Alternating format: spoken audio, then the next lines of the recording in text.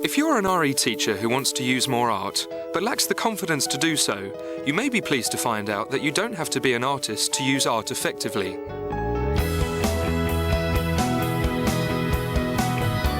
Paul Hobbs is a contemporary artist who specialises in giving teachers the confidence they need to use art to teach better RE. I think using art is a fantastic way to explore religious education. New ideas come sideways at you, and suddenly people are able to explore something very meaningful and purposeful in a surprising new way. In this programme, we see teachers from a cross-section of London schools trialling 3 artistic techniques designed to gain a deeper level of religious understanding in pupils. The teachers are set the challenge of responding creatively to a religious text, firstly in a 3D model, then using a sketchbook, and lastly in a physical sculpture. When I came here today, I was really anxious about using art because I'm not an artist. I think we're all very anxious being asked to do something creative. The thought of using art in my lessons really quite scares me, so I wanted to come here to get confidence, to get some ideas. So we're an art specialist school, so I wanted to come along to get some ideas. And I thought it might be quite good fun as well, and my head of department volunteered me. The passage we're looking at is taken from Mark's Gospel, chapter 2, verses 1 to 12. As I'm reading it, try and think what ideas strike you. Are there key words? It might be a word like door or crowd or something that comes to your mind. Jesus went to Capernaum, and the news spread that he was at home. So many people came together that there was no room left. At the beginning, I read the text first. Different things will strike the hearer, and hopefully that will be a stimulus to understand that story in a new way.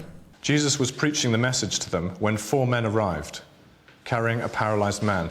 Then to look at it, pull out some of the key themes that are there, and see how those themes could be translated into something visual. Now, would you like to point out some of the things that struck you as you heard the passage read? I just had this sense of being really squashed and, you know, everyone pushing and shoving each other, trying to get a look at Jesus. I sensed the sort of movement, the people coming and the toing and froing of people. To me, it felt like a calm before the storm. We'll start making some sort of artistic response to some of the characters in the story.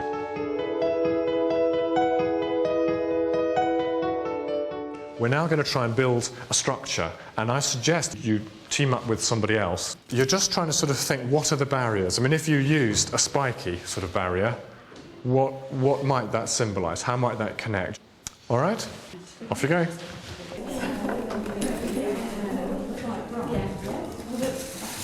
And maybe something that's at the back, and maybe this is open. No? Yeah, and then loads of different barriers. Yeah, all the way to get to this bit here.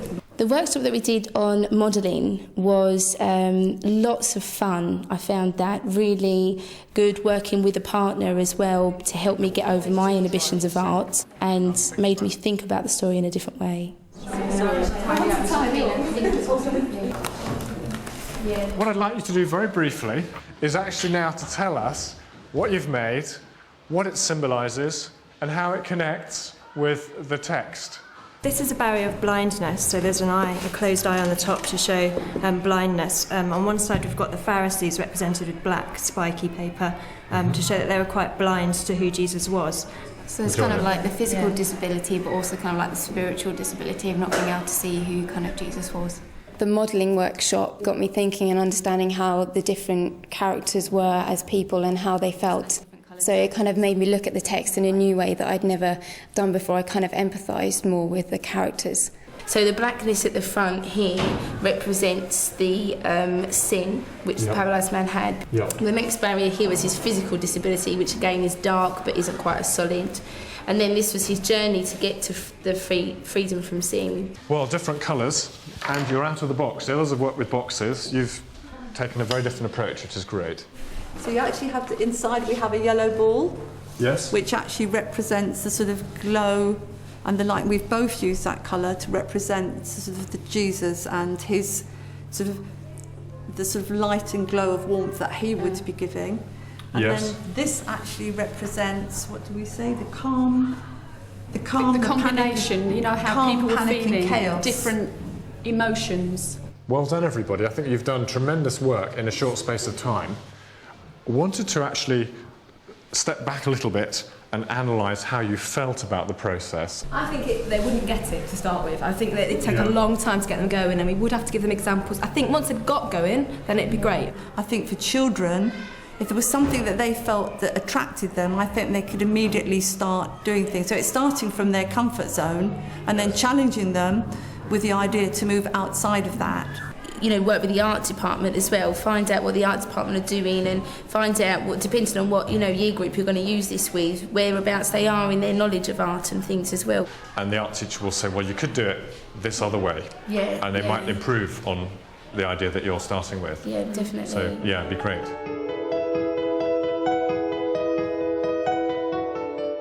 This time we're going to be doing a much more 2D project based on a book, a sort of sketchbook. Treat the book as a series of layers. So you're starting at the front and working through to the back. So we're going to start with something that is a barrier on the first page. And on each page we're going to break down until we get to the final page when the barrier has broken down. That's great. Right. Improvise. Think of ways of doing it. The sketchbooks that we got to do, I did not understand what we were supposed to be doing at all. Here are your books. So do come up. But we found a sketchbook that I wanted that had lots of tracing paper in it, and it just appealed to me, and then just started to work my way through it, looking at the materials we had, and then I just got a great idea. Several of them weren't completely confident to get started on the sketchbook, but nonetheless they all worked through that, and I think came out with some quite personal work and things that they really cared about. Angela, I think that's a particularly striking image. Hands just can express so much, and the wire as a barrier. No. And then my next barrier is the casing that we used in our model. We used the corrugated and we used this to represent an external barrier. In terms of actually putting things back into the classroom, I would be prepared to try the sketchbook, because I think it would give them a challenge in a totally different way. And suddenly there are no barriers. The dark is there, but it's actually on the gold to celebrate this person is now able to go home. Okay, I found this a really difficult task. So I thought, okay, well, I'll look at that and see what are the barriers that are stopping me from doing it. I felt quite suffocated and kind of like lack of confidence. That's why I used the plastic bag to start with. My ability was stopping me. My ability as an artist, the fact that I wasn't an artist, so I put a big red cross. Mm-hmm. But then the last one was the fact that I'd get there in the end and I'd be successful in the end. Wonderful. Well, thank you for sharing that quite personal thing. Which topics would you see that this could be used for in the curriculum?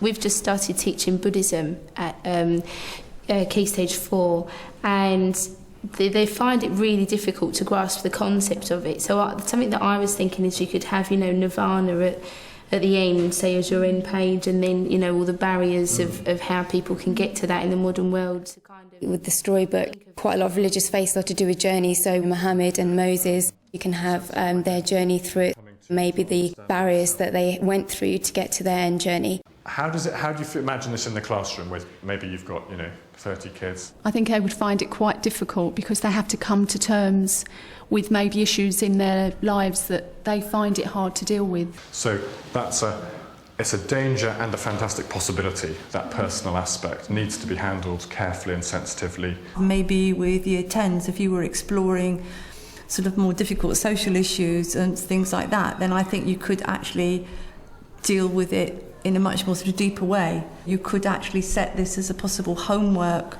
project for them to be able to choose materials and then take it away. So I think there are many ways in which you could do it. For this next section, we're going to be using furniture and some of the other materials that we've used already and some new ones to create barriers between the viewer looking at this installation or sculpture, you might call it, and something which will be right at the back of the barrier, something pressed against the wall. You could get a table like this. You could gently, I suggest, arrange it in lots of different ways. You could tie something back and forth between the chair legs. What you need is some point of objective at the back. So we'll give you a wall space. So the group on this side could use this whiteboard. The other group use this side. Go for it. Physical sculpture I was a bit more cynical about. The physically doing it was absolutely fine. The interpretation, the actual what it represented and saying that was going to be more difficult. Any use? It's a net. The net that he came down on, maybe, that's just over in concert wall. Oh, Not how he came down. Or we have it that just covers just the over whole here. thing. I was pleased to see how well they found the materials gave them ideas themselves, which is always the way. If you get stuck, well, look at the materials. Okay, if I was to do the building task in the classroom, I think I'd have to really prepare for it and get some ideas on paper for them and look into the different things they could use, and maybe use bodies first and then go on to objects. What is your barrier? What are you going to do with this top part? This is kind of like the literal barrier of like the man getting from the roof down into where Jesus was, and this is kind of the chaos that was happening below with all the chairs all funny, and then we're going to have like the net that goes over us as well as like the sin, which is the barrier for us, like original sinners, like trying to get to How are you going to fix that then?